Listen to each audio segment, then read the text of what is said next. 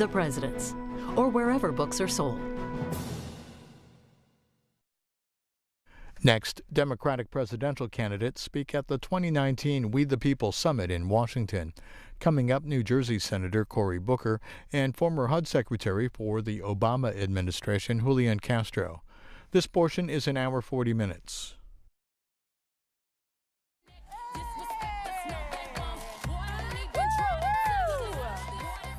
Welcome. How we doing this morning? Oh, come on now. That's some noise like we're ready to fight for justice today. Is that right? Yes. Well, welcome to We the People Membership Summit.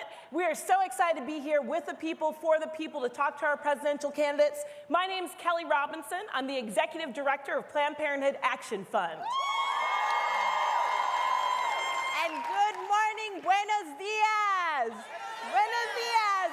My name is Ana Maria Archila, and I am the co-executive director of the Center for Popular Democracy Action, and I am so excited to see you all today. Let me hear you one more time.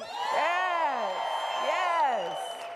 I know many of you traveled from far away. Some of you woke up really early this morning. Who got up at 4 or 5 in the morning? That's right. I see you. Thank you. So Kelly and I will be your co-MCs today. We will keep your energy up, and we will make sure that we all get to ask our questions of the presidential candidates. We have many people from amazing organizations that have made this event possible.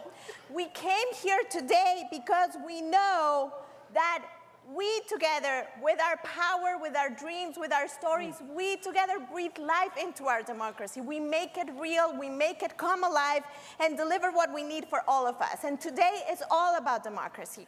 But this event would not have been possible without amazing organizations that have banded together to put it and to make sure that we center democracy in this conversation in the next presidential debate. So I want to take a moment to thank and celebrate the organizations that are co-conveners of this event. So if you hear the name of your organization, please shout Planned Parenthood Action Fund. Hey, hey. The Sierra Club. Woo. All right. Communication Workers of America. Oh, all right. Okay. 32BJ. Yes. The whole SEIU family. All right, all right. And my people from the Center for Popular Democracy Action. Okay, all right. It is so good to hear all your voices in this room today. At the end of the day, we knew we had to get a big group of people together for this membership summit, because the folks in this room know that the only way we're going to get free is if we all get free together. You feel me on that? So if you're here because you support immigrant rights, let me hear you. Let me hear you. Let me hear you. Who's here because you support racial justice, a fight for racial justice? Where are my environmental justice folks at? Who's here fighting for a living wage? Yes, yes, and reproductive rights. And the right to organize and to unionize. Yes, who's here because you're committed to getting free no matter what? That's right, that's right. That's right, no matter what. There is a lot of people power in this room right now, and we are all here because we know in our bones, in our hearts, we know that these dark times require all of us to rise together. The work of justice requires, demands of us that we see ourselves in each other's faces, that we hear our dreams in each other's stories, and that we lift each other up. It requires that we learn to create spaces where all of us feel included. And so to that end, we have made sure, we want to make sure that today is an event where everyone can participate.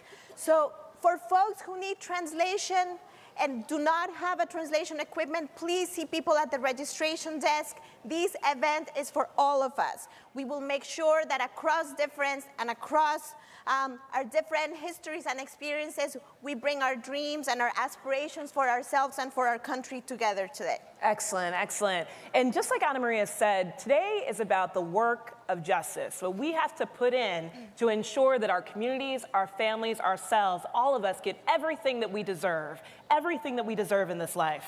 Y'all, we are here to fundamentally save our democracy because it's interconnected and interlinked in our daily experiences every single day.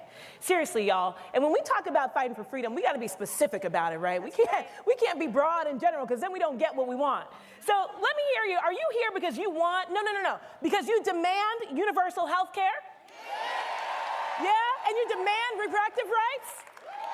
And you demand a $15 minimum wage and a union? And we're going to demand that immigrant families always stay together. We're here because we're going to demand real solutions to the climate crisis, y'all. We're here because we're going to demand all of this and so much more from these folks that want to represent us because our people and our communities deserve it, y'all. That's what we're here for.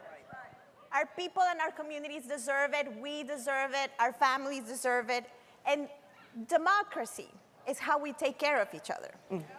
Democracy is how we make sure that all of us have clean air and clean water, good jobs and good schools, the ability to control our bodies and our destiny.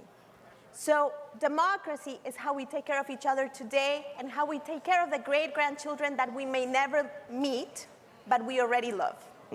So that's why we are dedicating an entire day to a conversation with people who want to lead this country about the rules of our democracy and how to make them better. We are going to talk and hear from 8 presidential candidates. 8, that's right. And we are going to ask them very specific and pointed questions about their plans to restore and perhaps instill for the first time fairness and integrity and legitimacy into our democracy. Awesome, awesome. Yeah, all 8 of them are here, y'all, so I got my hair done. I got fresh braids for today. We are ready. And at the end of the day, it's true. Our democracy is in peril. I mean, every day the power isn't with the people when we got to fight against rampant voter suppression. We got to fight against gerrymandering and court packing and Supreme Court stealing. Are you feeling me on that? We got to fight against corporate purchasing of elections. Plus the exclusion of D.C. from all the rights of statehood. I hear you. The antiquated structures of the Electoral College that keep us surprised on election day, the deeply undemocratic Senate rules, and all of these things are issues that have led us to a point where our elections are no longer free and no longer fair. Our representatives are not truly elected by the people they represent.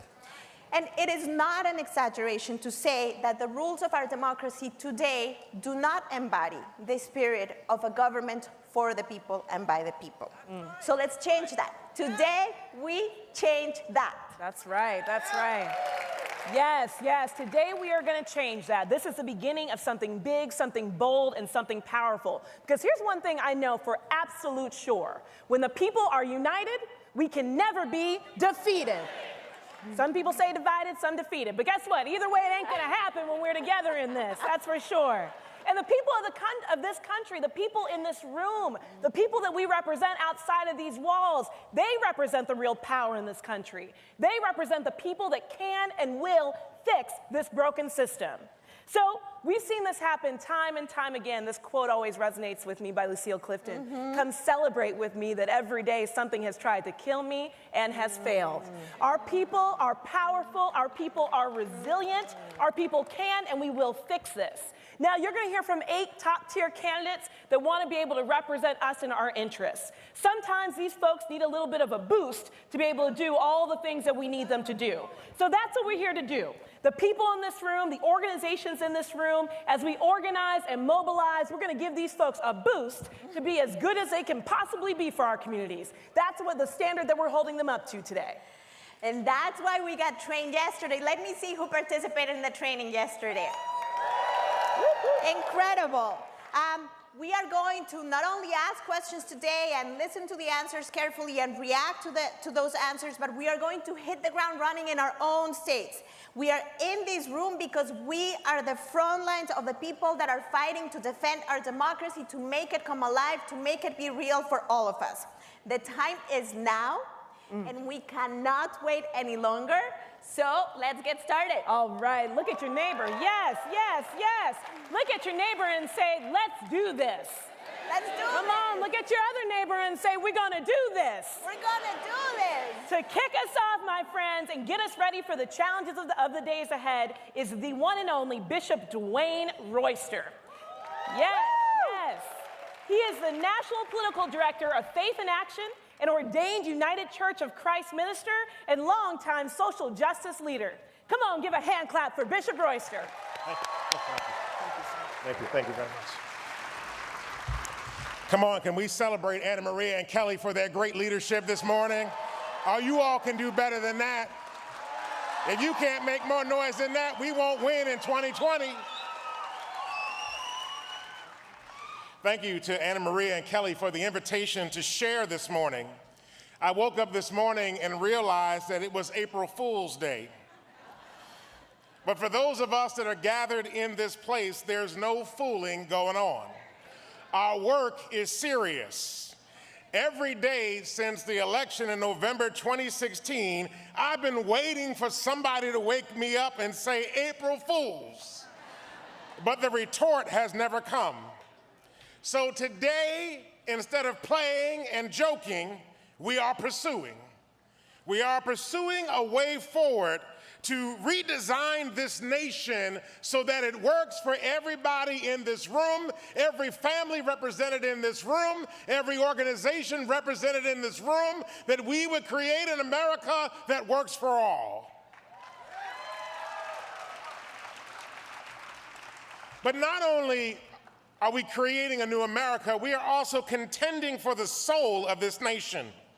A soul right now that is dripping wet with the evil of lies and deceit and misdirection. We are contending for a vision of our collective tomorrow, a vision rooted in the deepest ideas of our many faith traditions and our progressive ideology. It is a call to be architects of a new America. It is our call to come together one with the other to build something beautiful and powerful and wonderful that is a leader in the world. We are called to create a vision that is created in the notion that we all have intrinsic value, from the returning citizen to the undocumented immigrant. It is rooted in our shared caring and tending for the only planet that we can live on. This vision is rooted in the notions that workers have rights to determine how their workplace operates, not just their bosses. This vision is rooted in the notion that women have the right to control the destinies of their own bodies, no one else. It is a vision that is rooted in the notion that capitalism is not a god, but a system, and a system that can and should and will eventually be replaced so that everybody can thrive. The vision that we come here about today is one in which our children live in safety and joy. They can play in peace and grow unencumbered by the cares of this world. That every opportunity is granted them to become good world citizens that positively impact the way we live and treat each other. That our differences, our wonderful differences, our differences of race, whether we're black or white, indigenous, Asian, Pacific Islander, Latinx, whether we're biracial or triracial, whether we choose not to define a race, our multiple faith traditions, these wonderful faith traditions that we have, our wonderful ethnicities and cultures and genders and gender identities in this vision are not meant to pull us apart, but instead to pique our curiosity so that we learn how to lean into each other and grow together as community. Our differences are a blessing, not a curse.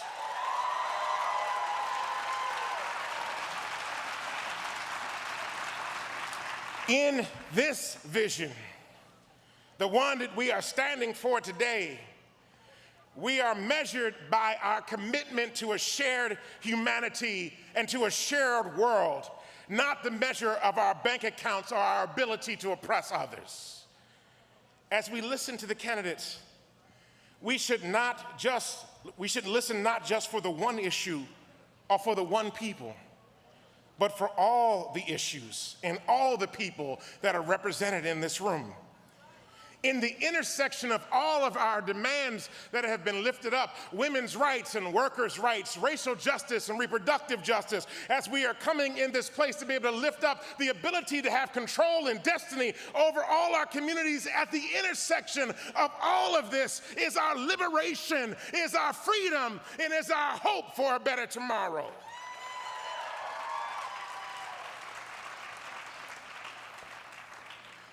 When these politicians listen to we the people and they implement the plan of we the people, then we will experience democracy at its best.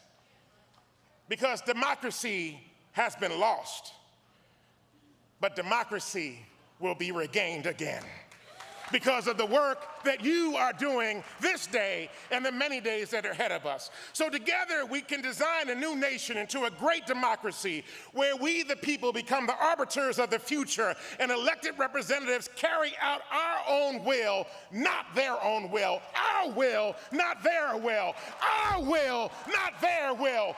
Our will, not their will. When our political system works in this manner, then we will have truly safeguarded our democracy.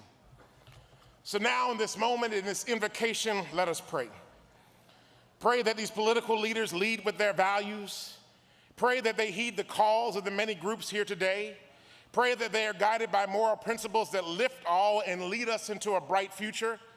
Pray that we hold them accountable now and into the future for every commitment made here today. To respect all faith and moral traditions, we begin our prayer time with the following statement. I will be praying out of the Christian edition, but invite others who embrace different faiths or no faith to pray or meditate in their own tradition. Let's pray.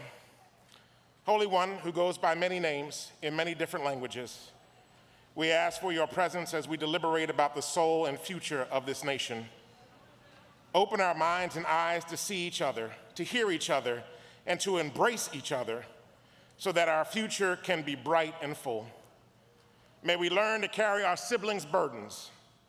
Help us lay out a vision today that invites all of us to be co-creators of a new nation. May we, the people, honor the many traditions in this space in calling for a moral, just, and equitable world. We thank you in the many names we call you. Amen. God bless you.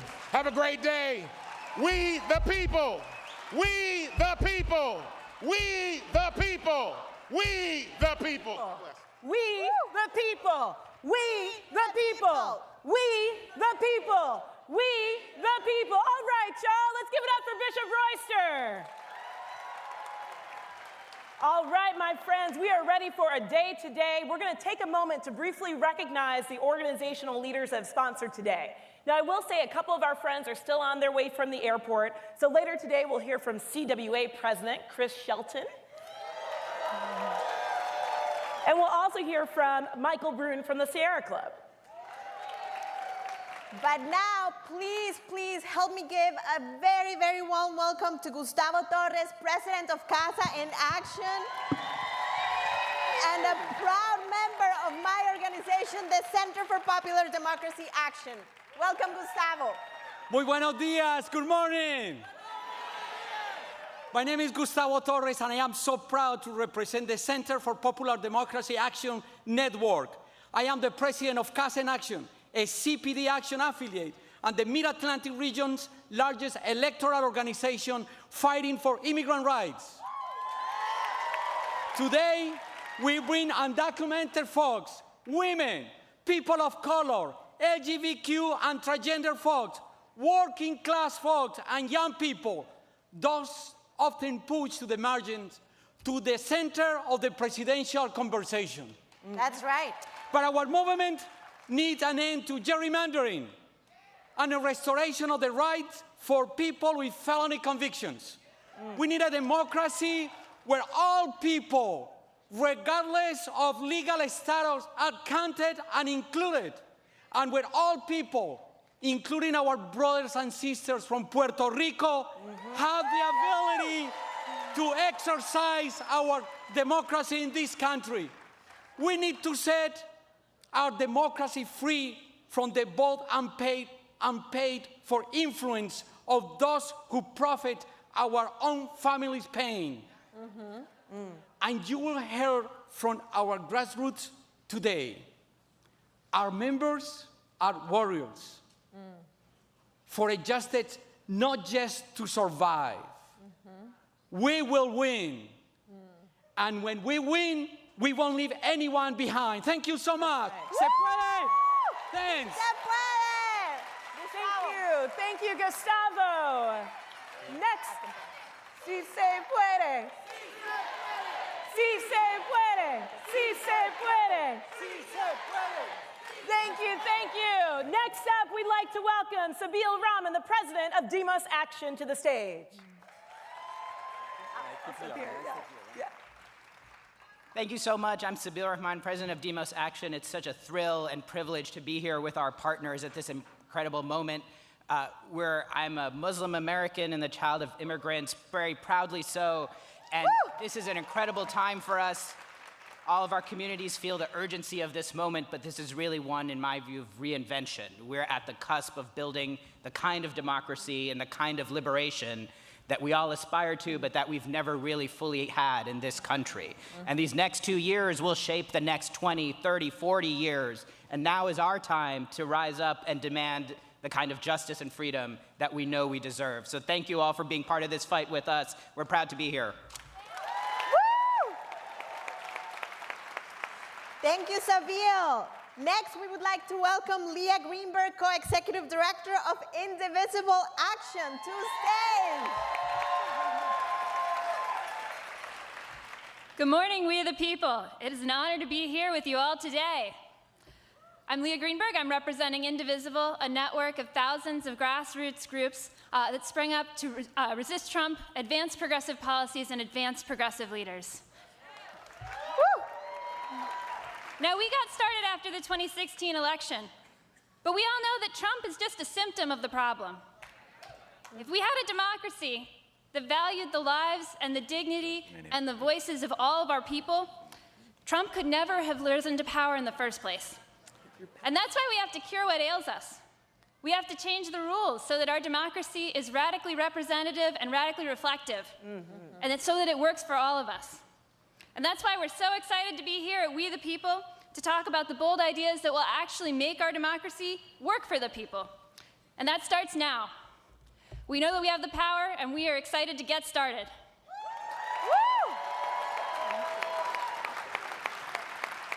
Thank you, Leah.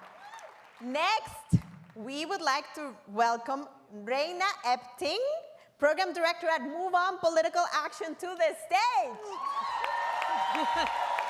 Good morning. Good morning. It's so amazing to see all of you in this room. I started my work in the labor movement with SEIU, and now I'm at Move On.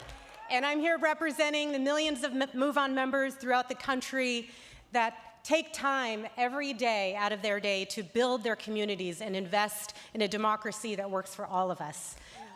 And who are Move On members? In many ways, are all of us here today and all the millions of folks out there that are out in the streets. We mobilize hundreds of thousands of folks to protest en masse against this administration's dangerous attacks on immigrants, Muslims, on our democracy, and more. And we're going to continue to fight.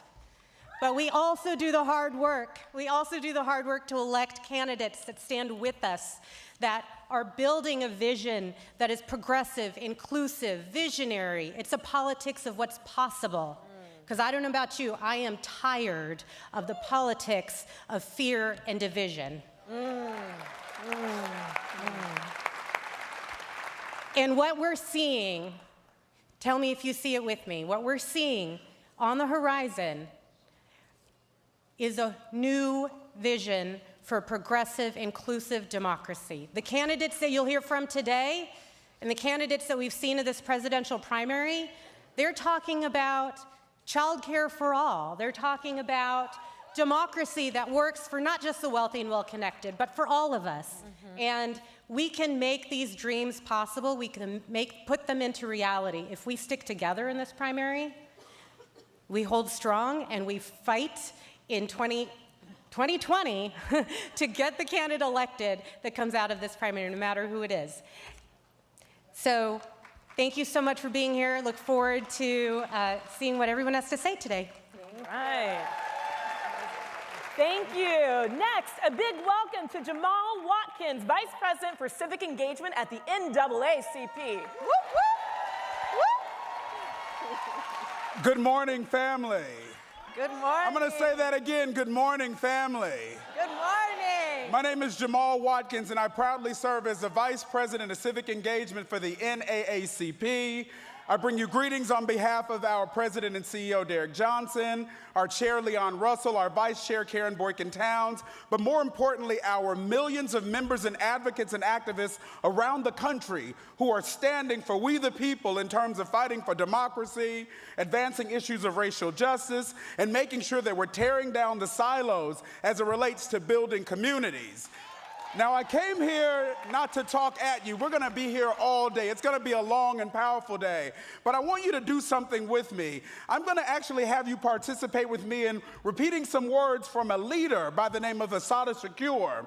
So if you can stand up with me, if you can't stand, it's okay. But I want you to repeat after me. It is our duty to fight for our freedom.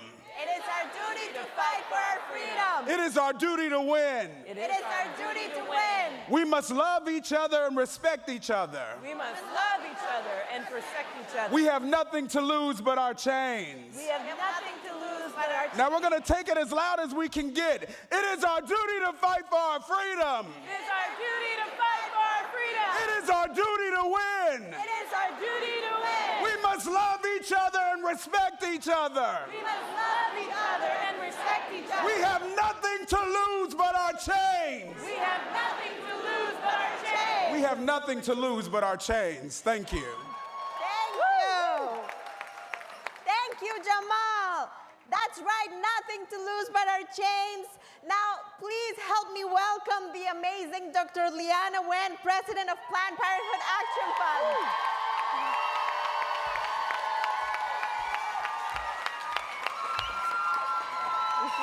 Good morning.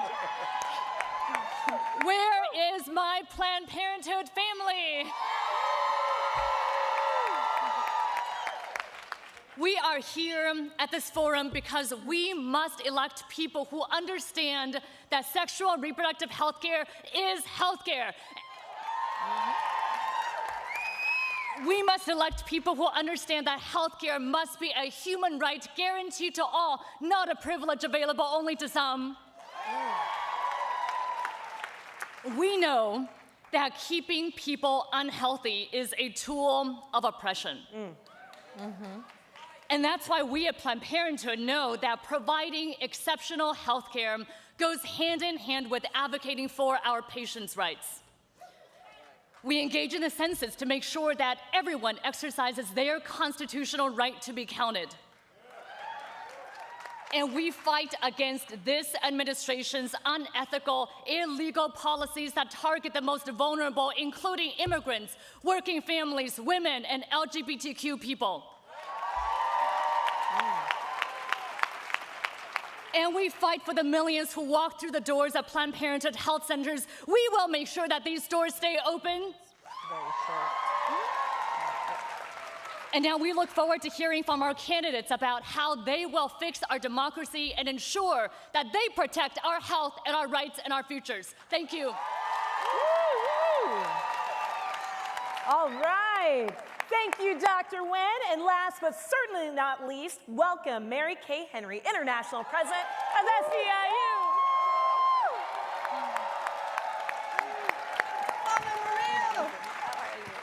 Hello, sisters and brothers.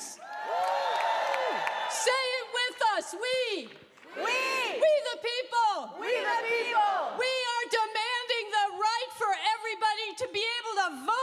country. We are demanding the right for everybody to be able to vote in this country. Thank you, that was long.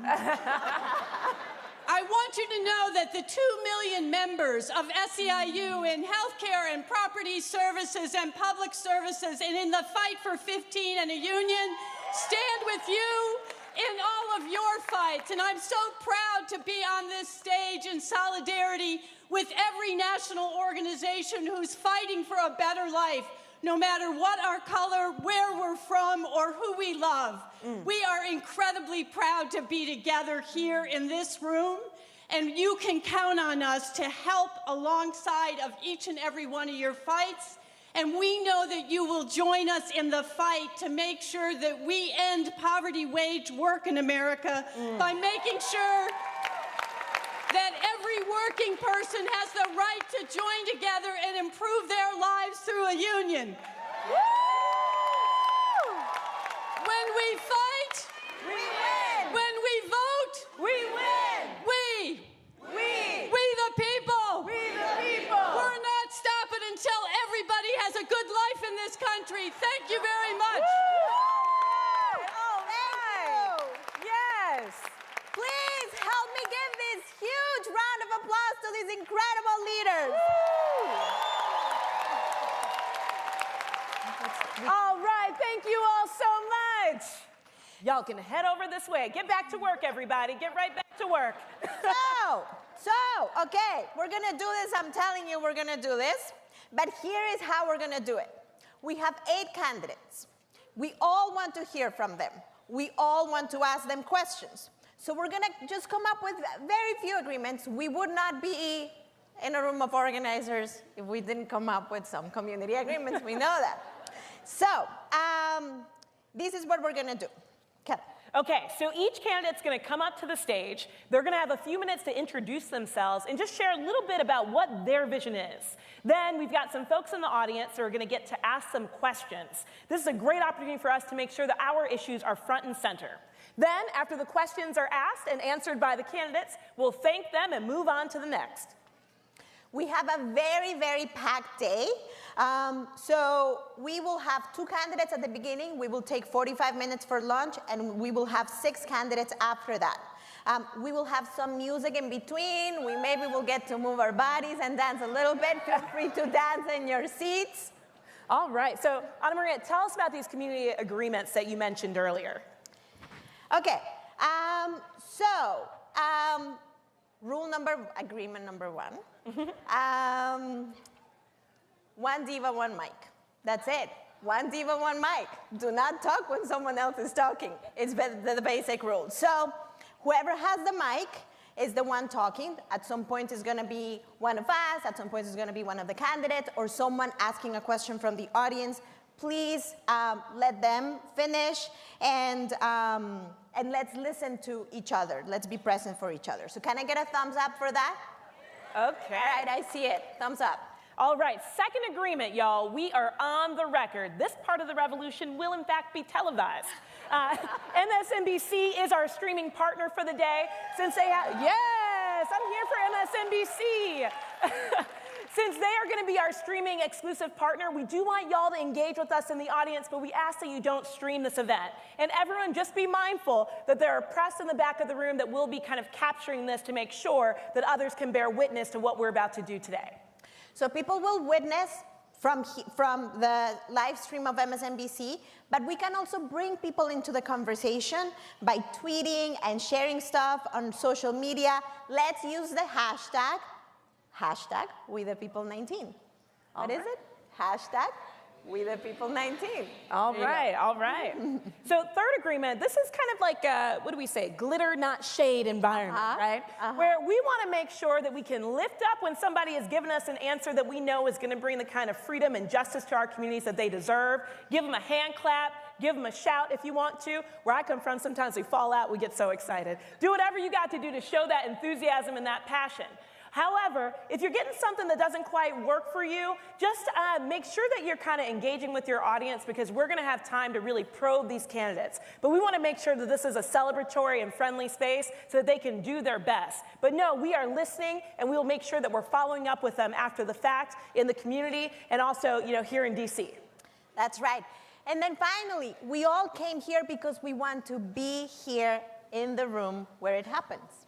So that means you gotta stay in the room where it is happening for a long time. But please take care of yourselves. Today is a long day.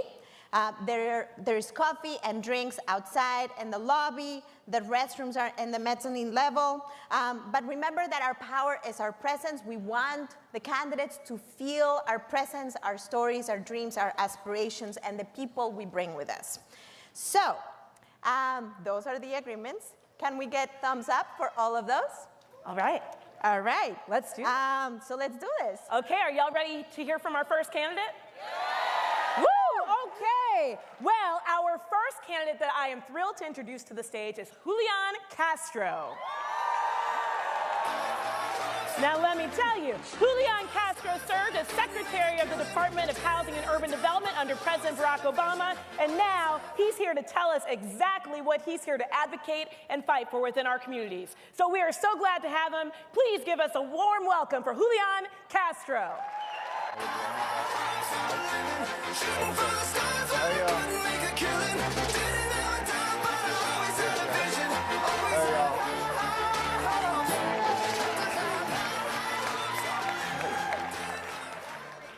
Buenos días, ¿cómo están? First of all, I want to thank all of the organizations that helped put together this We the People Forum. It's wonderful to be here. Thank you all very much for having us candidates. This is one of the first presidential candidate forums that we've had, and so I'm sure y'all are going to have a very exciting day. I want to do just two quick things. I wanted to start off today by telling you a little bit about myself and about my vision, and then I want to tell you a quick story. I feel like I need a name tag these days because I have a twin brother, Joaquin. Some of y'all may have seen my twin brother. Joaquin likes to go around telling people that the way to tell us apart is that I'm a minute uglier than he is. But I'm actually a minute older. We grew up on the west side of San Antonio with my mother and my grandmother. And my grandmother had come over from Mexico when she was 7 years old with her little sister because her parents died. She grew up on the west side of San Antonio, never finished elementary school. She worked as a maid, a cook, and a babysitter. She raised my mom as a single parent. My mom raised my brother and me as a single parent. Joaquin and I are proud products of the public schools of San Antonio, Texas. I had the chance to go to college, go to law school, came back home with my brother. I couldn't get rid of him. Became the first in my family to be a professional, a lawyer, and then eventually got elected to the city council at the age of 26. I served for 4 years, and then 4 years after that, I was elected mayor of San Antonio until I got a call on April 16, 2014 from President Barack Obama.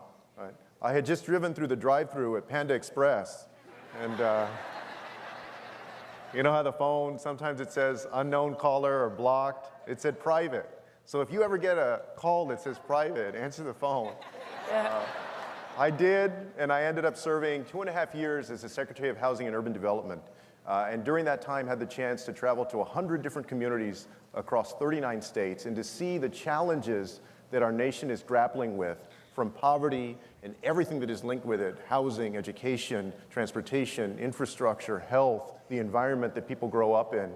I'm running for president because I believe that we need new leadership with a new vision for the future of this country, one that understands that we need to move forward as one nation with one destiny, and that destiny for us in the United States in the 21st century is to be the smartest, the healthiest, the fairest, and the most prosperous nation on earth. Let me say that one more time, all right? The smartest, the healthiest, the fairest, and the most prosperous nation on earth. And I know that we're going to spend time answering questions, and I'll get a chance to go into the issues more, but basically, we need to invest in things like universal pre-K for 3- and 4-year-olds, in improving our K-12 system by paying teachers what they deserve and reducing class sizes. And making sure that no matter what the needs of a student are, they can find those needs met at the school that they attend. Right? We need to make sure that higher education is universal too, that it's tuition free. In a world where jobs require more knowledge and more skill than ever before, and we're competing against countries around the world that are producing tons and tons of young people that are intelligent and well-educated, talented and innovative, creative, right? That means that we don't have a single person to waste. We need to make an investment in higher education. If we want to be the healthiest nation on earth, we need a different healthcare system. I had a grandmother, the grandmother I grew up with, that had diabetes. Before she passed away in 1996, she had to have one of her feet amputated. But she had Medicare that whole time. I want to strengthen Medicare and then make sure that Medicare is available to all Americans in this country. If we're going to be the fairest nation on earth, we need to reform our justice system so that everybody is innocent until proven guilty, no matter the color of your skin or how much money you have. And so that police departments across the United States treat you the same, no matter if you're black or you're white or what neighborhood you live in. If we're going to be the most prosperous nation on earth, it means prosperity for everybody. We need to raise the minimum wage to $15 an hour. We need to reform our immigration system. In a couple of days, I'm going to present a bold immigration plan for America. We need to do simple things like make sure that women are paid equal pay for equal work in this country. And also address issues like housing. I bet if we went through the transcripts of the debates for the last 40 years, that not one single question has been asked of Republicans or Democrats about the issue of housing, even though we have an affordability crisis throughout our country. We need to invest in a big way in housing that is affordable for the middle class, the lower middle class, and the poor. And to tackle long-term existential threats to our country, my first executive order, if I'm president, will be to recommit the United States to the Paris Climate Accord so that we can lead on sustainability. So I'll get to talk a little bit more about my vision for the country and where I stand on the issues, but let me tell you a very quick story. I got back home from law school when I was 26 years old, or 25. I got elected to the city council at 26. In between, I got a job at the biggest law firm in town in San Antonio. I was making $100,000 a year in the year 2000. I bought a house, I bought a car, like all of the things that you would want to do as you're starting your new life. And then got elected to the council. At the time, the city council in San Antonio paid $20 a week. Basically, the most that you could make was $1,040 a year. Right? So everybody had another job. I worked at that law firm. A few months after I got elected, they got a client that had a land deal that they wanted approved by the city council. The land deal was to put a golf course over the city's water supply, the most environmentally sensitive part of the city. And there were one or two golf courses already, but I had concerns that this golf course didn't have a strong enough environmental plan. And so the chemicals that they would use as part of their operation might compromise the integrity of the drinking water. So I wanted to vote against that deal, and my constituents wanted me to vote against it. But under the professional rules of conduct for lawyers in Texas, you can't go against the interest of a client. So I was kind of stuck. My constituents were saying, hey, what's going on? You know, aren't you going to vote against this? But my livelihood depended basically on me shutting up. So one day in January of 2002, I walked into the law firm and I quit my job. And then I went and I voted against that land deal.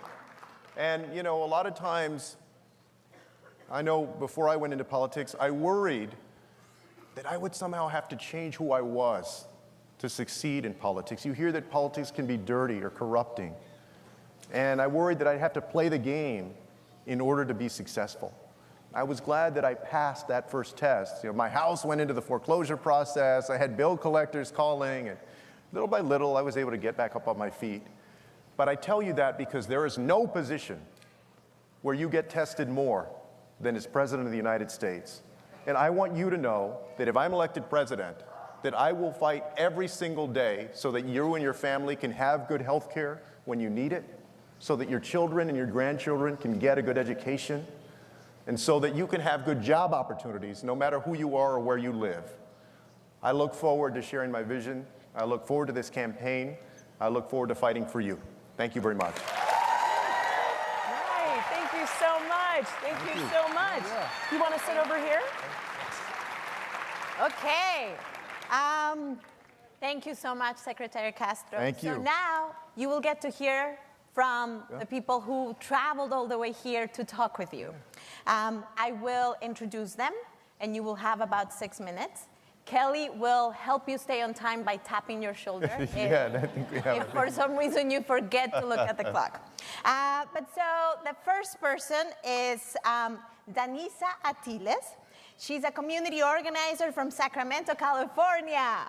She is a persistent presence in the California State Capitol, advocating for criminal justice reform and police accountability. She's worked with Free the Vote to get eligible incarcerated people registered and given access to absentee ballots.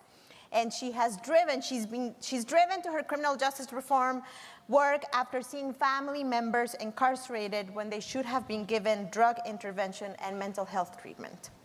As a member of Indivisible, she has helped organize Families Belong Together rallies in Sacramento that brought over 4,000 people. So we know we're in the presence of a real warrior. She is also the mother of Jordan, a 13-year-old boy with autism living today in Sacramento. So please help me welcome Danisa. Thank you, Ana Maria. And thank you, former Secretary Castro, for taking my question. I'm a Puerto Rican woman, and voting rights are really contentious in my community. Compounding the issue is that black and brown people are over-policed, and that means I do have family members with felony convictions. The practice of taking away people's right to vote for a felony conviction is deeply racist and is rooted in Jim Crow laws meant to deny the vote to African Americans with the passage of the 15th Amendment. Today, roughly 1 in 40 American adults cannot vote due to felony convictions, and for African Americans, that's 1 in 13. The passage of Amendment 4, restoring the voting rights to formerly incarcerated people in Florida, has catapulted restoration to the forefront of national conversation voting rights on democracy and justice. This year, legislation was introduced in over a dozen states to restore the rights of those convicted of felonies after the completion of their release from prison, and to end the practice of felony disenfranchisement altogether. This summit is about democracy. Our democracy will never be whole or healthy as long as some of our communities are kept from voting. As president, how will you be a leader to restore the rights of formerly incarcerated people and ensure everyone is able to cast a vote, regardless of past felony convictions? Thank you very much for that question. Thank you very much for that question, which is a very timely one. I was very happy, like a lot of folks, to see Florida pass that ballot initiative, Proposition 4. I support the restoration of voting rights for people who have been incarcerated. I think that we need to do that in all 50 states, in any of the states that still have that kind of law in the books. I know what you're talking about because I come from Texas. And over the years, Texas, like a lot of other states, has found different ways to try and undercut the ability, especially of communities of color, to exercise the franchise. Right? That's nothing new. That's been going on for a long time. It's incumbent upon us as a new generation of leadership to go in the opposite direction, to make sure that we can expand the franchise, whether it's this, whether it's going to a commission form of redistricting so that the politicians don't get to select the people, but the people select politicians, whether it's getting big money out of politics so that people, instead of special corporate interests, can dominate in Washington, D.C. I support all of those ways that we can empower people to have a stronger voice in Washington, D.C. and in state legislatures and city halls across the United States. The other thing I would say is that we should build on the recent First Steps Act. I know that there was mixed feelings about it, right? But it's law now, and we have the opportunity to actually build on it to make sure that we can continue with criminal justice reform, with sentencing reform, with bail reform, making sure that people have more effective counsel, right? invest in our public defender system across the United States, because I'm not just concerned about the people who are already incarcerated. I am concerned about them, but I would rather that our young people not be incarcerated in the first place, right? I would rather, you know, as somebody said to me, it's not that we want to give folks a second chance. It's that too oftentimes in life, the folks that we're talking about, and a lot of us here grew up with family members, right, friends that have been incarcerated, but a lot of them never had a first chance. We want to make sure that they have a first chance. And so I would do that, and I would combine that with an overall investment in improving all of the dots that are connected, education and healthcare and investment in our urban communities and everything that we can do to lift up the quality of life and the economic prospects of folks in our country. All right. Thank you. Thank you. So next up, we have a question from SEIU members Gail Rogers from Tampa, Florida, and Thomasine Wilson from Virginia, from Richmond, Virginia. Yes.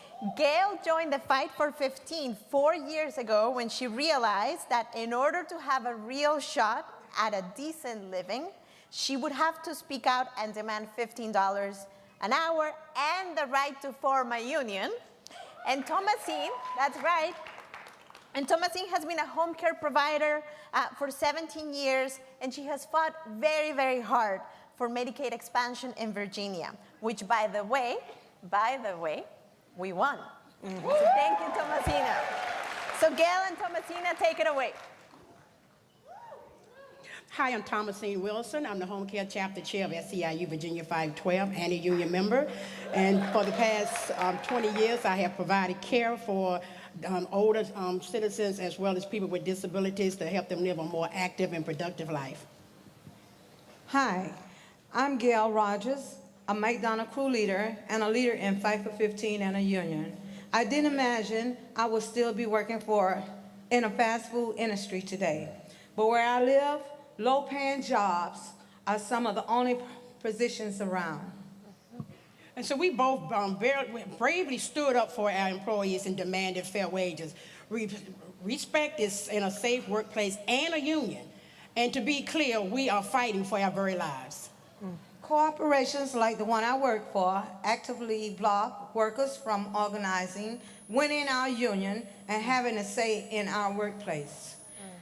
They jam through legislation that only benefits a wealthy few while millions of us work for poverty wages, living paycheck to paycheck or a payday loan to payday loan.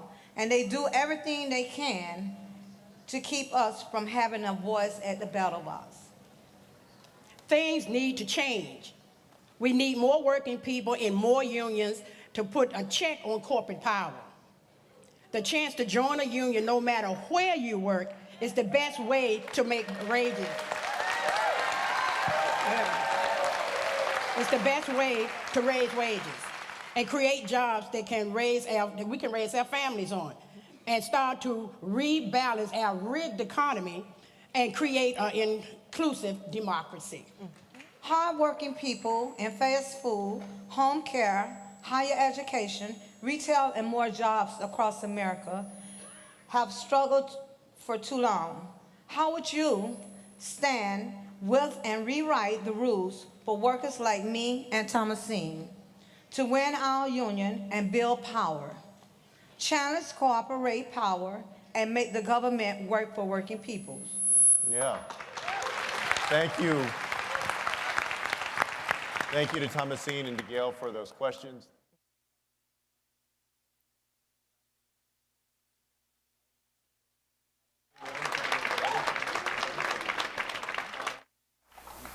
I believe that we need to unrig the system and make sure that it benefits working people.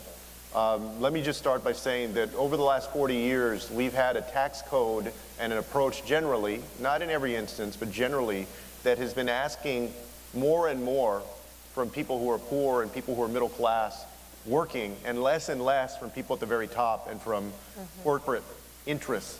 Y'all may have seen, for instance, a few weeks ago that it was reported that Amazon made more than $11 billion last year, and they paid nothing in federal tax. And at the same time, they were being offered a $3 billion incentive package to go and relocate a second headquarters in New York, including $500 million in direct incentives. Right? Those priorities are all wrong. Right? We need a tax code that actually rewards people who work, allows for them to be able to save more to provide for their families. So, you know, I would look at ways in our tax code to make sure that we deliver on the promise to benefit working people. I would also make sure that we appoint people to the National Labor Relations Board and to other offices that have an appreciation for the right to organize. Right? I come from Texas, which is a right-to-work state. And so I know all of the different ways that folks have tried to suppress the ability of people to organize. But when I was city councilman in San Antonio and then mayor and then also as HUD secretary, I had the opportunity to work with labor and to be supportive, encourage people to be part of a union. And just a week ago, I was at my alma mater at Stanford. And I took the time when I went out there to give a speech afterward to visit with workers who are part of the grounds crew, cafeteria workers, technicians that belong to SEIU and are about to enter their contract negotiations in May. And I was there to support them, to say that the university should treat them fairly and negotiate in good faith. I believe in raising the minimum wage to $15 an hour. And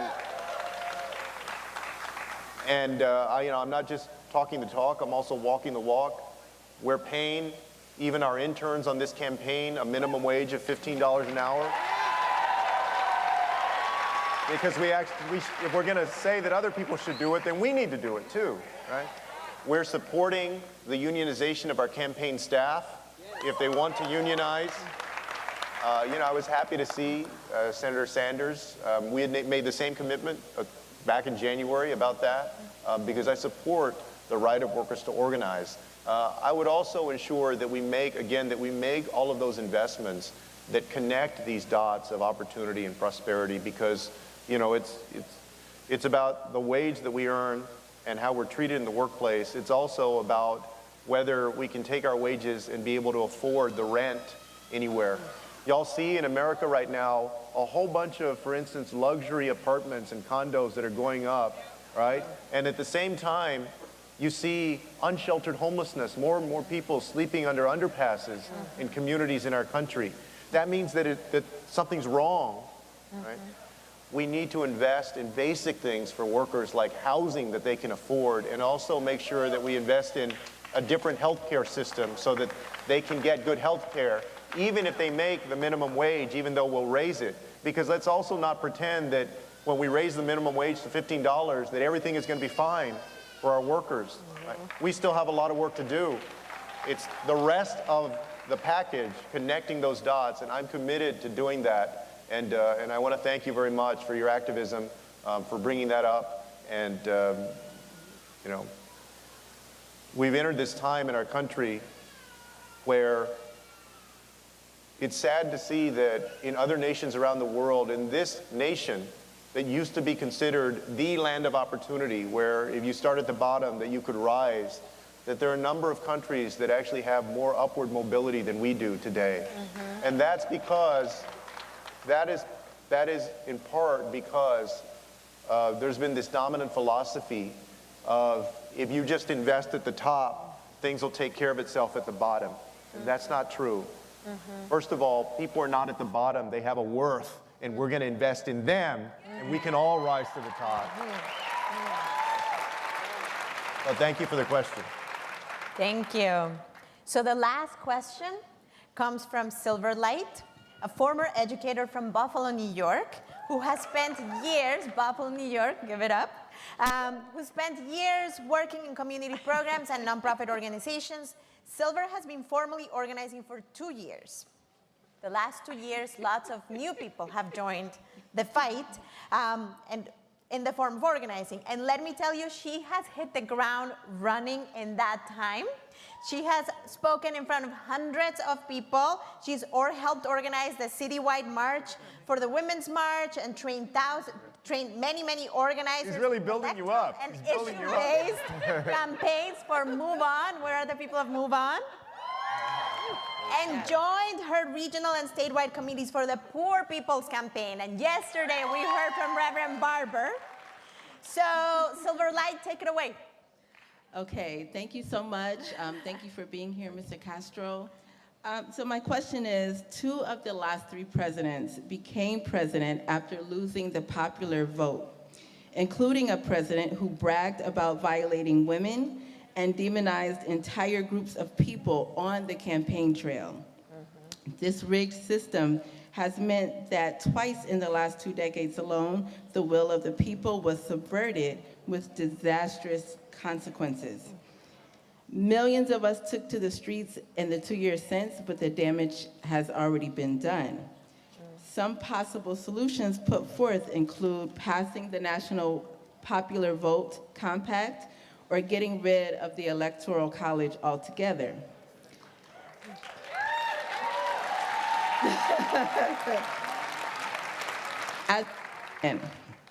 As president, how do you plan to address this distortion of our democracy and ensure the will of the people is reflected in who serves as president in the future?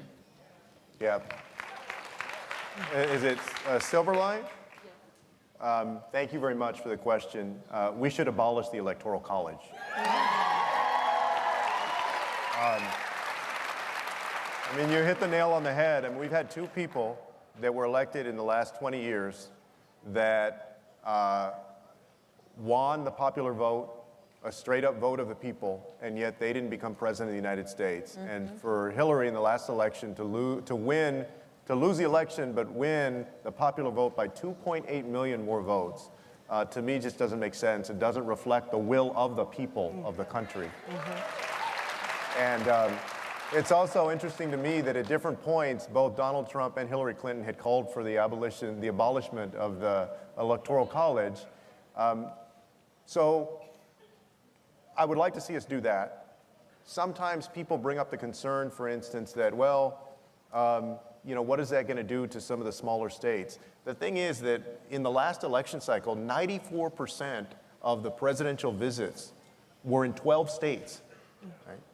Even with this Electoral College, you already have an issue of where people go because those swing states are the places that they go.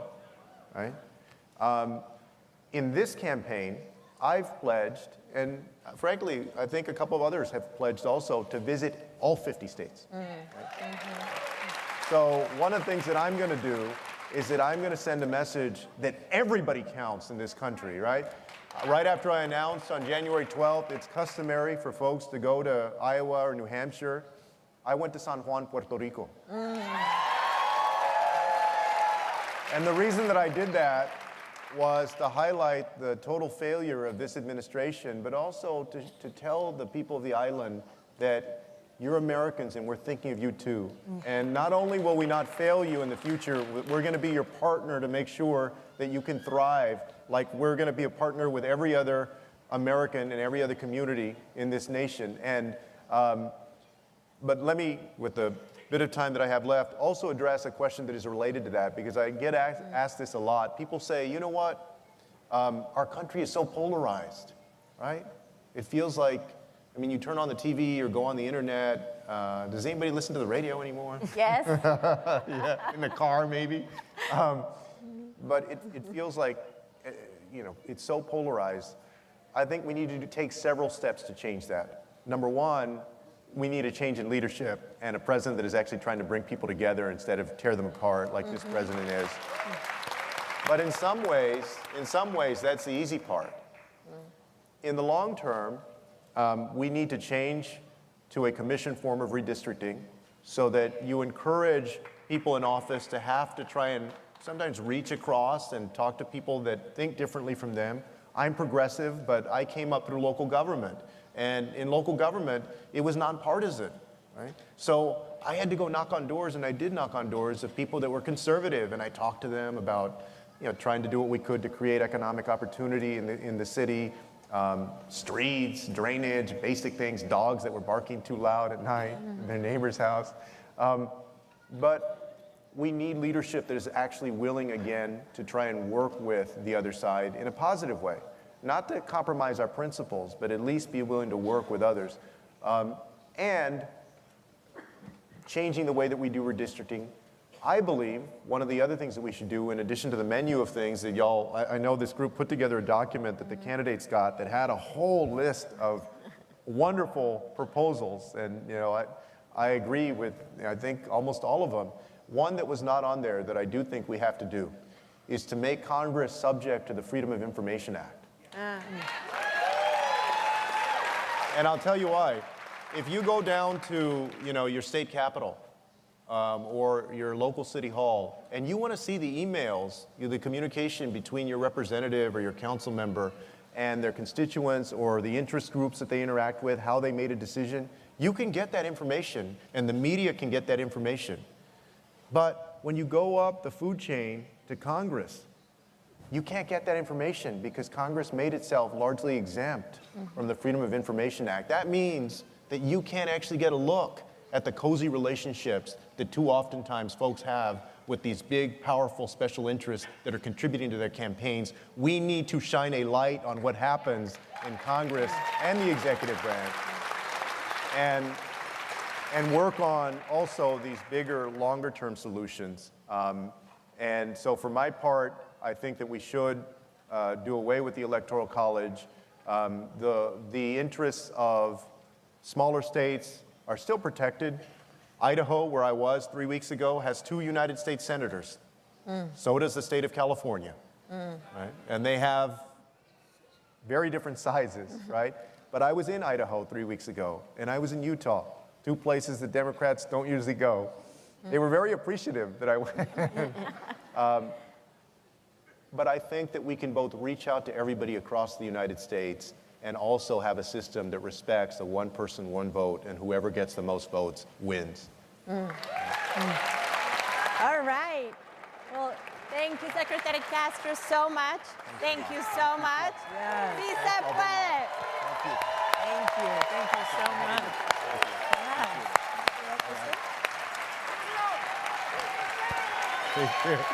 Please give him a huge round of applause. Oh, he won the Okay. All right, so that was candidate number 1. Did we like that? Yeah! Was that fun? Do we want to hear from more? Yeah! All right, so we're going to do that. Next up is Senator Cory Booker. And just a little bit about him. Senator Booker, you may know this because there was a documentary about him, It's a good story. It's a great story. Senator Booker started his public service in Newark, New Jersey, where he founded a nonprofit organization to provide legal services for low-income families.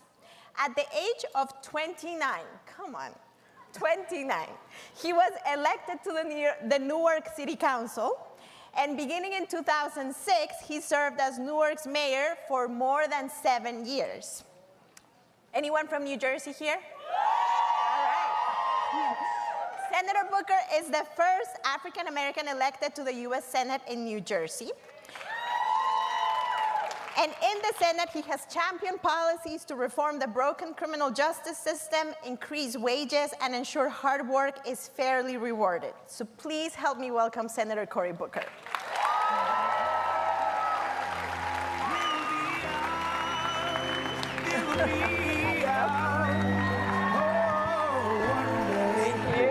Hello, everybody. Hello. I am so grateful to be here, and I want to start with a counterintuitive statement.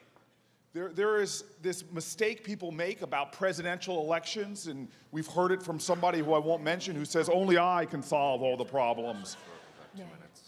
We have to remember how change is made. It wasn't a whole bunch of fellas in the early 1900s who gathered together on the Senate floor and said, it's about time those women have the right to vote. That's not how it happened.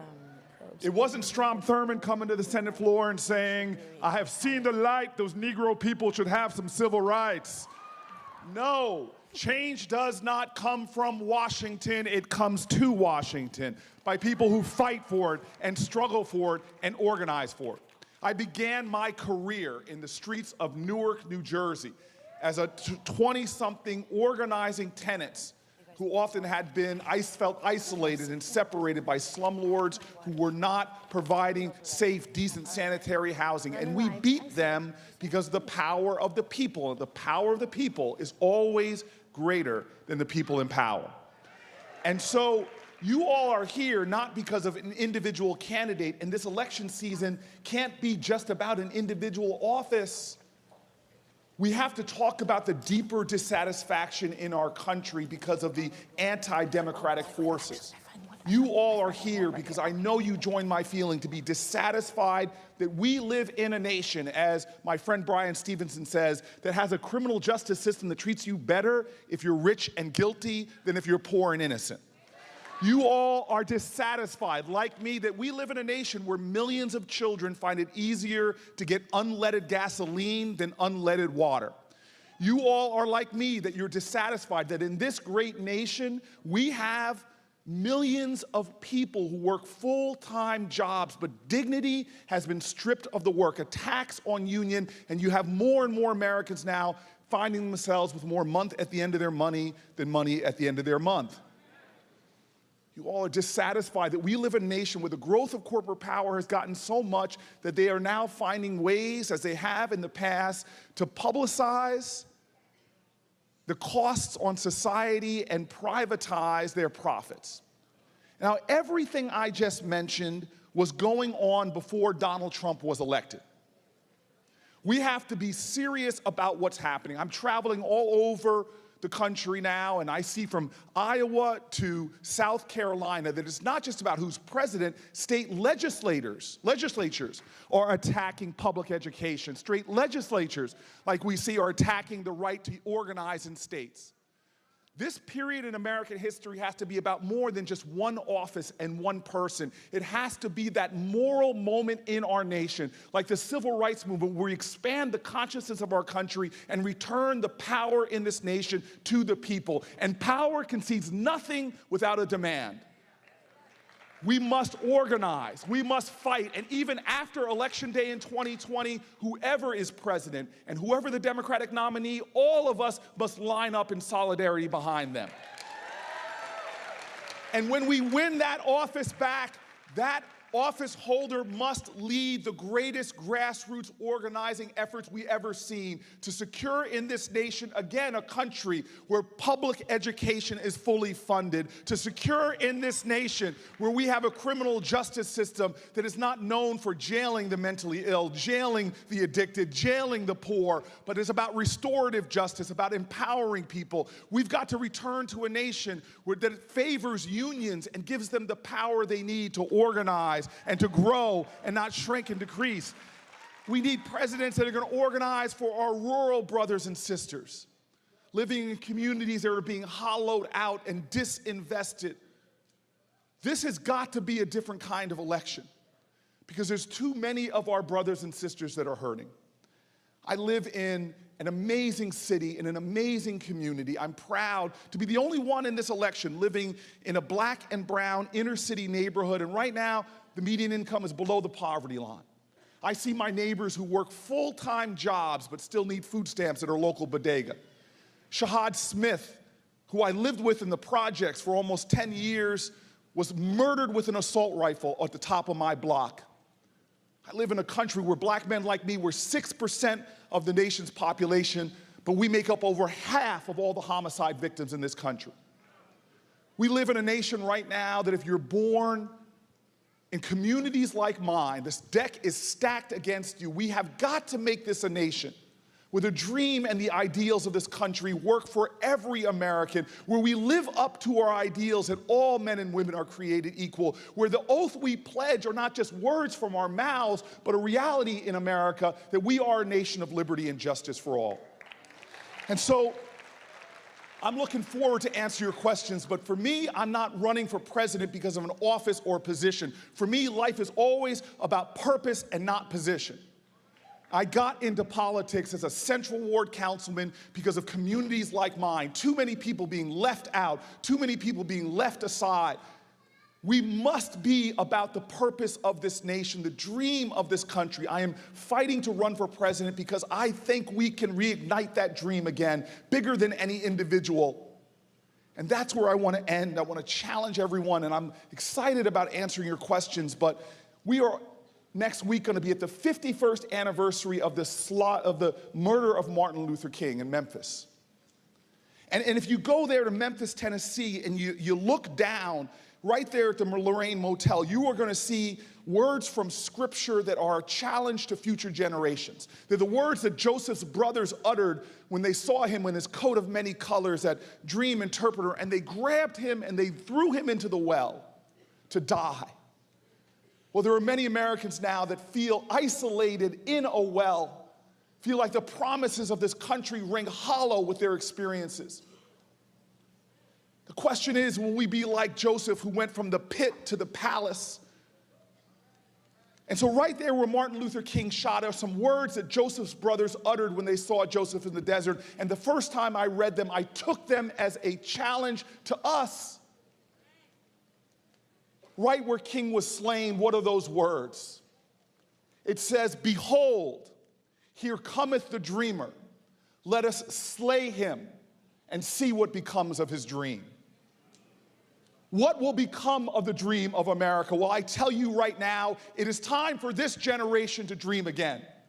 It is time for us to reclaim and reinvigorate the dream. It's time for us to dream again of a nation that every child has a great public school to go to. It's time for us to dream again that every family has health care, that it's universal for all. It's time for us to dream again that work has dignity and all can retire with security. It's time for us to dream again.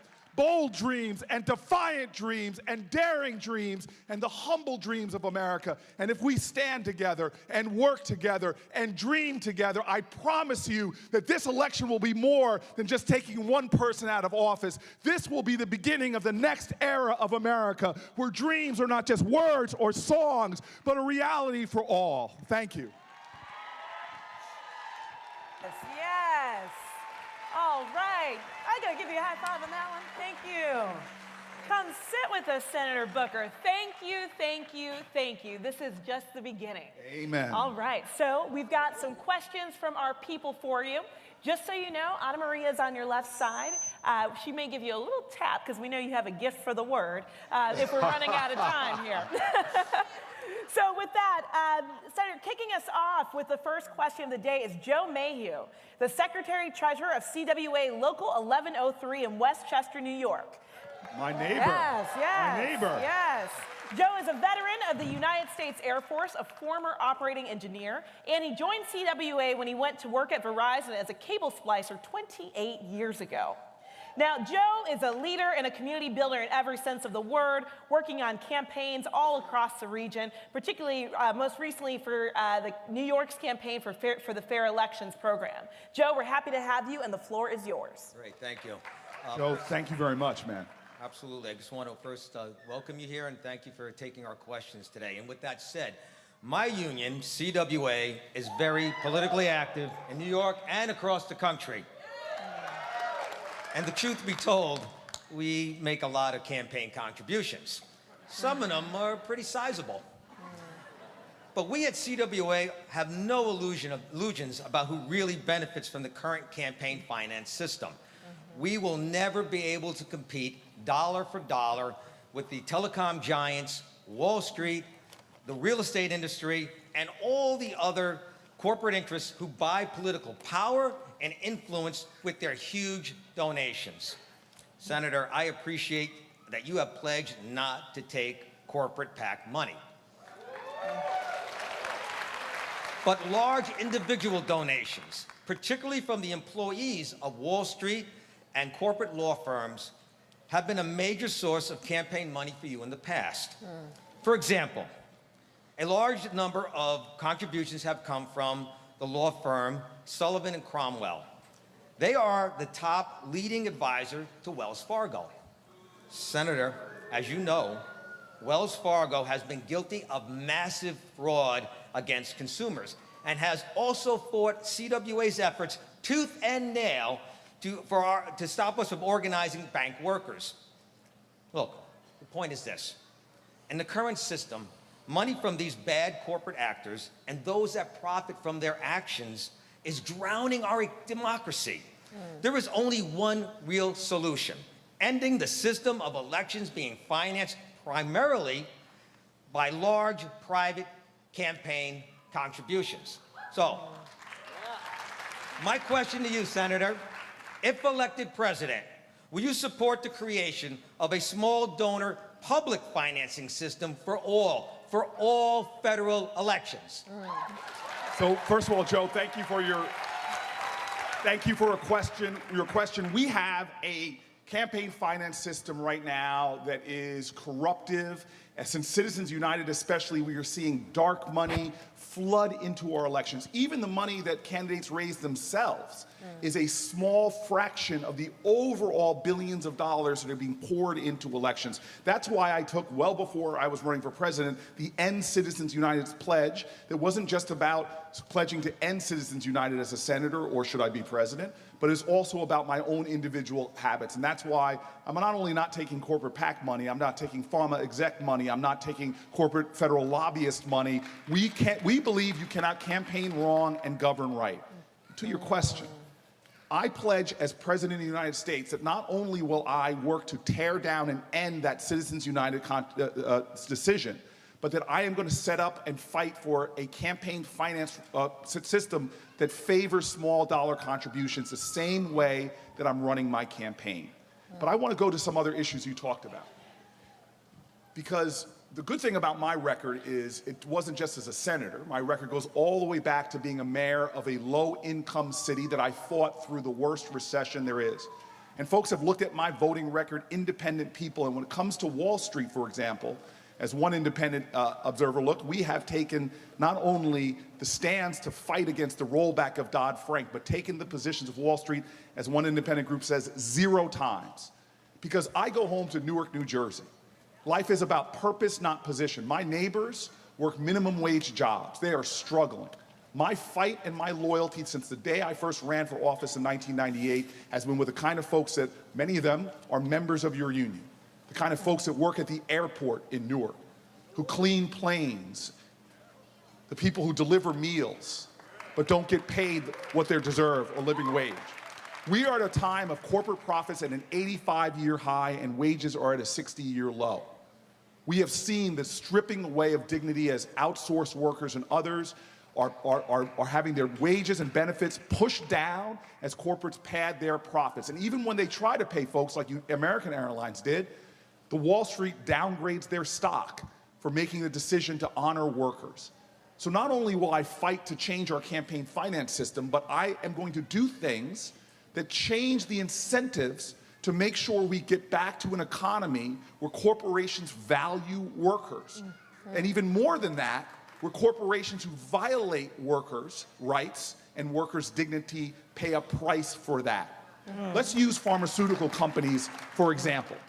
Right now, we have perverse incentives that give pharmaceutical companies all kind of tax breaks and even periods of monopolistic control over drugs. We grant them that in this country. They call it exclusivity. Well, I have legislation that I believe, if I become president, I can make law where if a pharmaceutical company raises their prices in our country higher than that in other countries, then we not only don't allow it, but if they do it, we take away their patent and let other generics come in and undercut the cost of their drugs. This is about writing the rules of the game that favor labor again, because labor is under attack.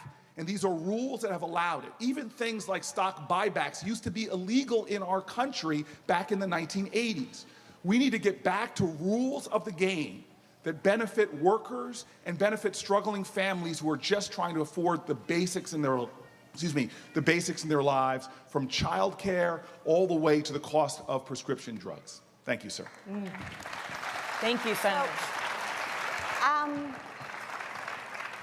Actually, the next question is a bit related to the one that what you just discussed. So I want to take us back to the Sure.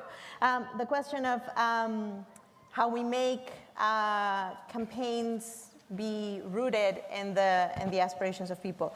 You have a very strong record on criminal justice reform, but as you know, the private prison industry actually exercises a tremendous amount of pressure in our democracy through lobbying and campaign donations. Campaign contributions. The private prison industry has seen a boom under President Trump with the increase in detentions and deportations, especially. Major banks like JP Morgan Chase, Wells Fargo, recently announced that they were getting out of the business of financing the caging of humans, thanks to the organizing of people in these rooms. But so, what would you do to limit their influence in our democracy? So this is something that is so, forget what I'm running for. My life has been about trying to tear down this system of mass incarceration. It is such a cancer on the soul of our country that since 1980, we've seen our prison population in America go up 500%. And you can tell a lot about a country by who they incarcerate. In Russia, they incarcerate political opposition.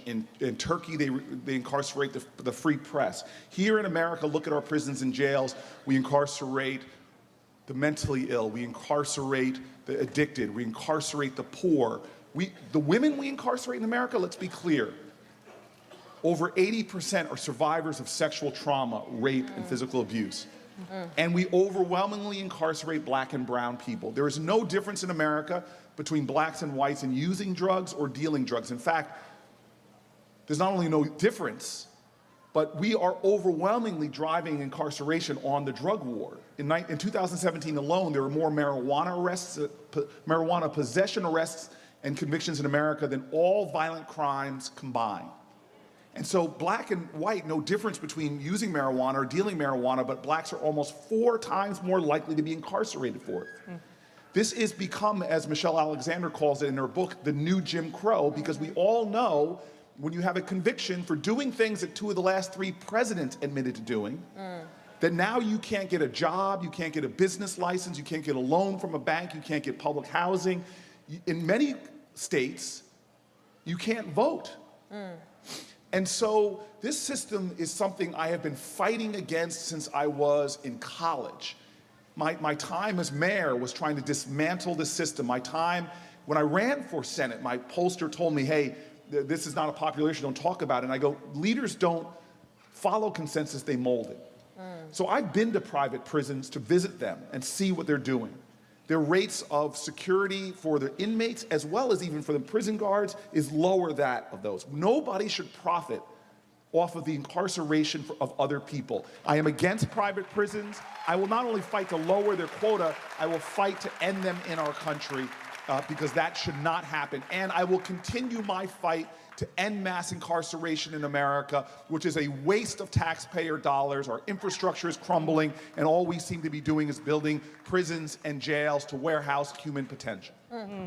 Thank you. Thank you, Senator. This is clearly an urgent challenge that demands a concrete solution.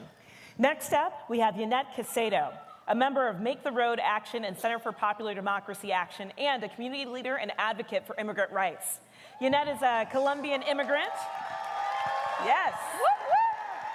And she lives and works in New Jersey. She holds a master's degree in business administration. Where in New Jersey? Elizabeth, you're my neighbor. All right, Julian, the floor is yours. My name is Janet Caicedo. I live in Elizabeth, New Jersey. I came to the United States 17 years ago because I fear for my safety in my country, Colombia. I also came because I think that this is a place of justice. When I came, I had already my MBA. I began working in a warehouse, and with my hard work, now I'm the customer service and operation manager for a big company. My concern today is about corporations like Google, Facebook, and Amazon because they hold too much political and economic power. Not only they don't pay the fair share of taxes, but the concentration of power stifles competition, weakens workers' power, fuels affordable housing crisis, ignores our environment, risks our democracy, and allows for surveillance and abuse of information and data. The antitrust law created a century ago were meant to stop this kind of corporations and to stop this dangerous power over our economy and our democracy. This has been not working, and because it's not working, our community, the people, the elected officials, and we, the people, are fighting back these powerful corporations. I want to ask you, what will you do to challenge monopolies so that we are protected from systemic corporate power that abuses our families and our communities? Thank you. Thank you very much. Thank you. So this is something that I have been fighting on with legislation and determination across the board when it comes to the concentration of corporate power in this country and how it's hurting everybody from the farm industry to the pharma industry. This unchecked corporate power and monopsony power, in other words, the pressure they put to lower wages as well, is something that's unacceptable. And so I've fought from no poaching clauses and things that protect workers against monopolistic power. I've been calling for the Department of Justice and other agencies within the administration to begin to check monopolistic power. Specifically about Silicon Valley's power that we're seeing, we have no rules. We need to have better regulations to protect our privacy and our security, because right now they are profiting off of our private data in ways that I think violate our basic fundamental freedoms and rights. And so if I am president of the United States, I'm going to make sure that we start to use our antitrust laws and have judges be appointed that will go back to those wild and crazy days before 1980, when we used to do a lot better job of enforcing antitrust laws and broke up big companies during my childhood. Right now, we are seeing trends that are working against the average American. Again, corporate profits are growing, suppression of wages, taking away, in fact, profiting off of workers. And let me use an area that we just don't talk about enough, which is what's going on in rural America amongst farmers. I've gone out and sat with farmers, and right now we see a disappearance of the independent family farm because of this concentration of corporate power. These large corporate agricultural institutions that are destroying our environment, as well as these CAFOs that are doing things that we all find offensive. The share of farmers, our producers, of the consumer dollars continue to shrink as other people are now profiting off of theirs being squeezed. This is something that's going on in every sector of our economy, and I'm going to stop it. And por favor, rápidamente en español. La situación ahora es inaceptable. Voy a luchar contra este poder porque tú eres correcto. Las acciones de los corporaciones son terribles. So dame su confianza, voy a luchar contra este y voy a tener una justicia más grande en nuestro país. Okay? Thank you very much. Okay. I'm not going to do a follow-up. Thank you, Senator. Okay, we've got one more person we'd like you to hear from. Next up, we're going to hear from Rachel Mayore from Northampton, Massachusetts. Rachel is a lifelong social justice activist and community health organizer, and really, she's a force of nature. After the financial crisis of 2008 left Rachel's family with three young children financially devastated, she didn't just get mad. She got organized. She organized support campaigns for the Dodd-Frank Act to rein in the predatory bank system. Now, she's the director of her local's Women's March. She was featured in Glamour magazine, y'all, for her organizing work around the fight to repeal the ACA. Rachel has organized airport protests against a Muslim ban. She's organized her city to achieve sanctuary city status. And most recently, she organized for the Fight for 15 and for paid family leave. All right. Rachel, we're happy to have you. Thank you, Rachel. When you said you were in Glamour magazine, you touched your hair. It's something I really can't do. I don't know if I have any chance of ever being in Glamour. You're missing out. I'm missing out. Sorry. I save a lot of money on product, though. True. Well, thank you for being here today. Thank you for having me. I wanted to let you know that I am very much looking forward to the 2020 elections. Yes. And beyond. Yes, beyond is really important. Yeah, there are some big, beautiful, progressive ideas being put forth, from Green New Deal, which addresses income equality while addressing climate change. I mean, that's something I think about every day with 3 young kiddos, and they ask me about it. To Medicare for All, which for struggling families like mine, gives us access, affordable access to basic health care. To justice for immigrant families. They are just like me. They want a decent life for themselves and for their kids. And you know, I and so many others have been fighting for these ideas for years. Here's the thing. I need to see progress in my lifetime. The future of my children, the future of everybody's children, absolutely depends on it. But we know that these life or death policies will face a 60-vote threshold in the Senate. A reality that allows for relentless Republican obstruction. How will you overcome this obstacle to ensure that your bold reforms that you champion can actually become a reality? Thank you. Thank you very much. I want to stand this because I feel the same way. First of all, I support Medicare for All. I support the Green New Deal. These are issues that are at the core of who I am because of, again, where I live and the urgencies of my neighborhood, which are obviously felt by your family.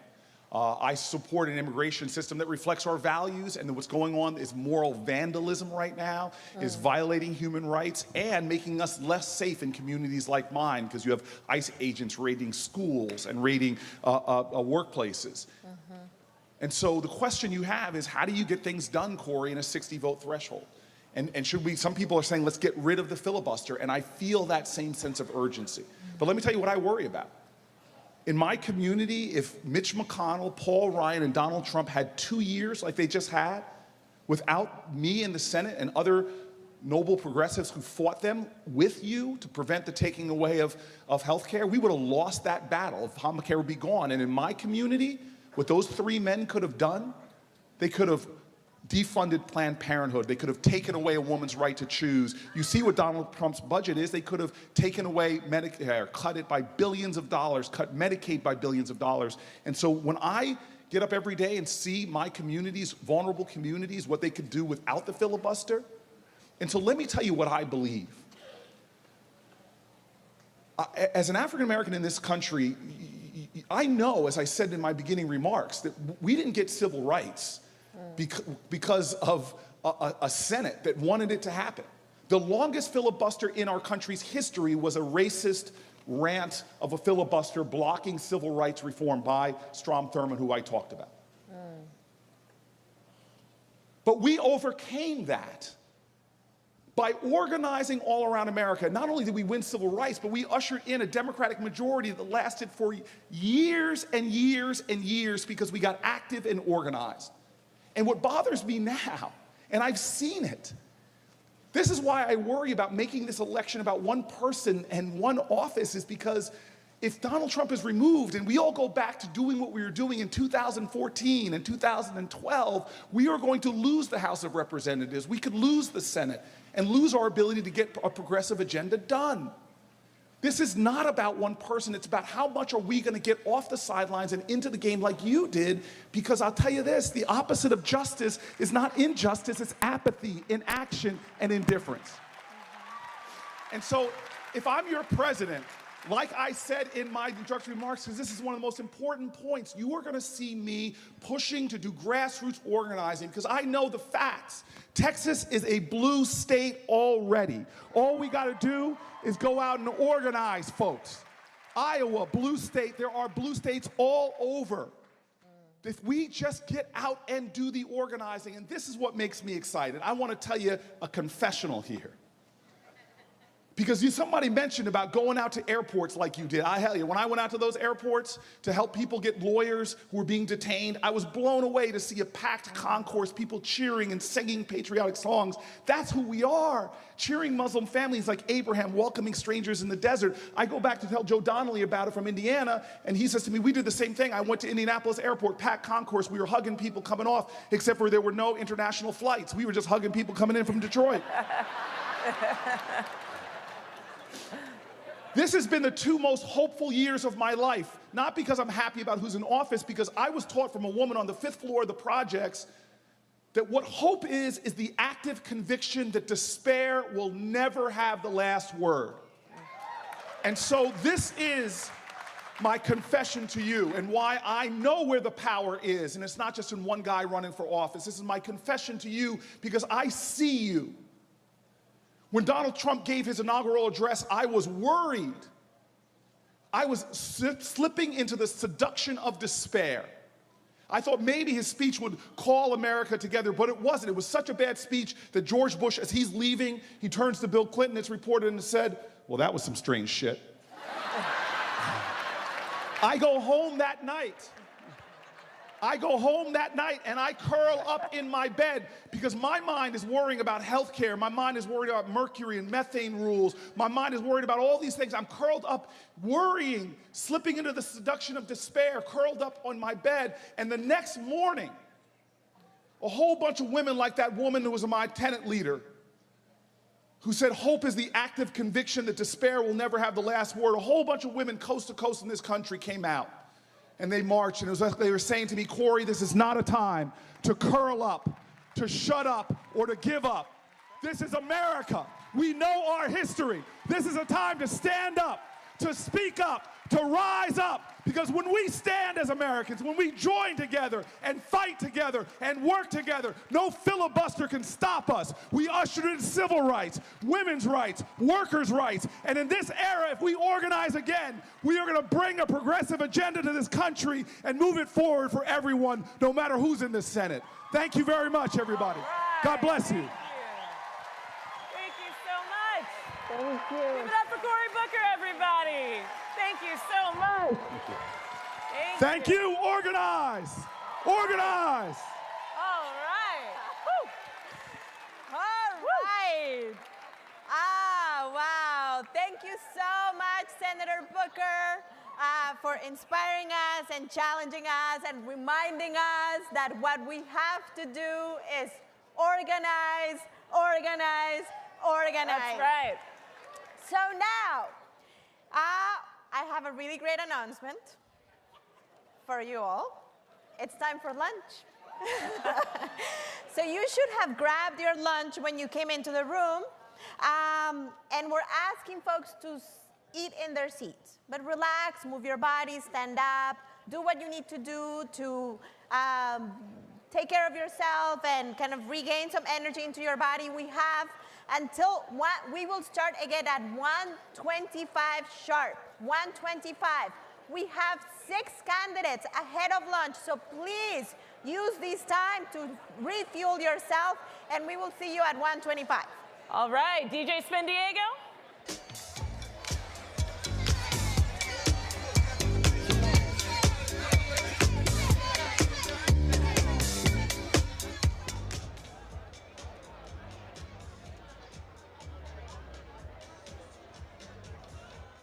Next, remarks by presidential candidates Senators Elizabeth Warren, Bernie Sanders, and Kirsten Gillibrand.